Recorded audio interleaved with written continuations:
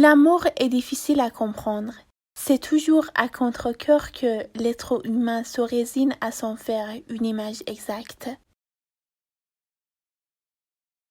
On ne voit pas pourquoi on ferait un travail de deuil. On ne se console pas de la mort de quelqu'un qu'on s'aime. Nous pensons aujourd'hui qu'il y a une époque de la vie où l'on sort et où l'on s'amuse. Ensuite paraît l'image de la mort.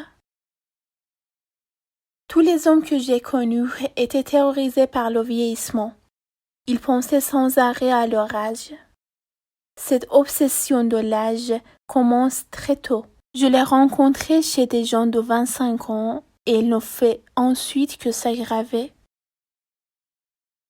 De tous les biens terrestres, la jeunesse physique est à l'évidence le plus précieux. Et nous ne croyons plus aujourd'hui qu'aux biens terrestres.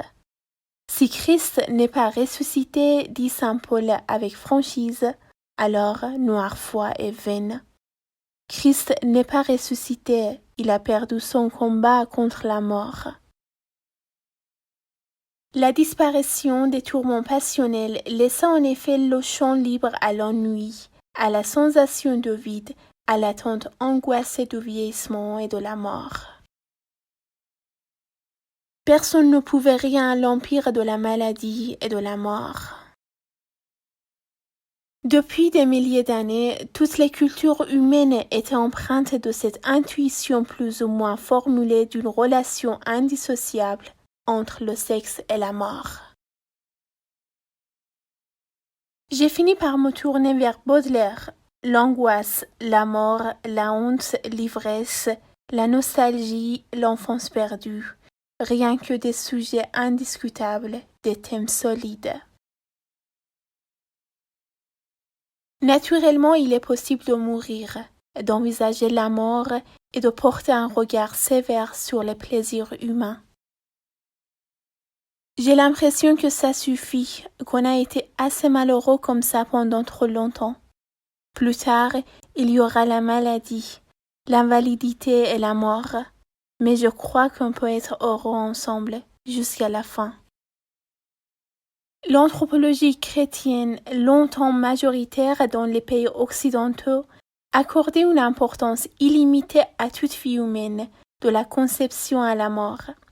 Cette importance est à relier au fait que les chrétiens croyaient à l'existence, à l'intérieur du corps humain, d'une âme dans son principe immortel et destinée à être ultérieurement reliée à Dieu.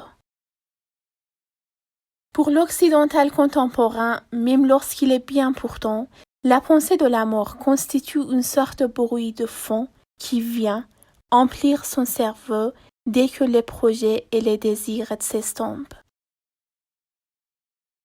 L'âge venant, la présence de ce bruit se fait de plus en plus envahissante.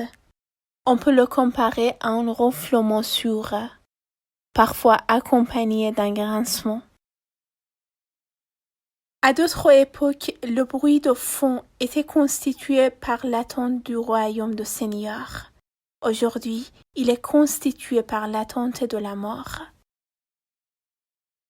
Notre époque a réussi une transformation inédite, noyer le sentiment tragique de la mort dans la sensation plus générale et plus flasque du vieillissement. Pour que les Elohim reviennent et nous révèlent comment échapper à la mort, nous, c'est-à-dire l'humanité, devions auparavant leur construire une ambassade.